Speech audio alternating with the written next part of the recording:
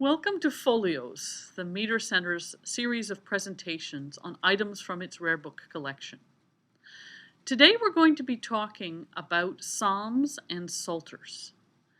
The Meter Center collects a number of books, including Bibles and psalters, from the Reformation period. And these really testify to the practice of worship in the Reformation period. So I'm going to start today by showing you a facsimile edition of the 1542 Forme des Prieres et Chants ecclésiastiques. So this is the work that really shaped the Genevan liturgy from 1542 onwards. This is a facsimile edition. And it included the psalms that were available at that time, not a full psalter yet at that time.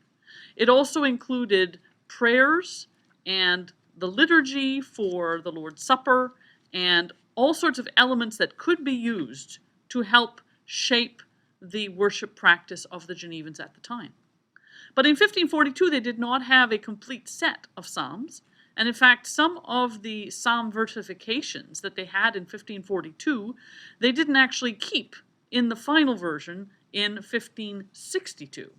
So the complete psalter came out then in 1562.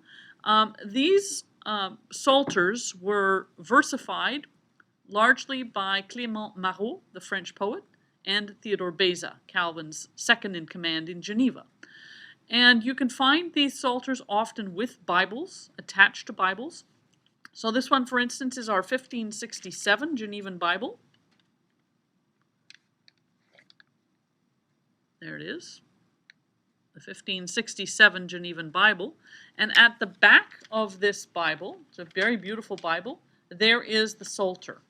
And again, it includes not just the Psalms, but also other elements of the liturgy, everything that you would need to worship in the Reformed Church in the 16th century. So these Psalters attached to Bibles were really quite magnificent and really helped Reformed Protestants worship together by using this form of singing that really brought congregations together. And of course, the singing in church was done in unison and unaccompanied. That's how the Psalms were sung. So there you can see Les psaumes mis en rime françoise par Clément Marot et Théodore de Bèze. So that gives you sort of the starting point of the Genevan Psalter. There are multiple studies that can help you find out more about the Genevan Psalter if you're interested.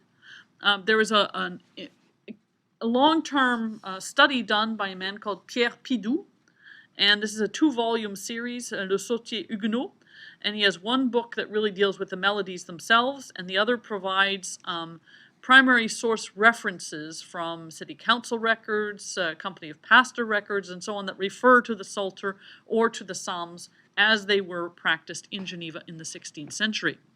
I also want to highlight the recent study, critical edition by Max Engelmar, which offers you the text of 1562, the Psalter, and with obviously critical commentary and notes from Max Engelmar. So this is a really valuable book to have as well.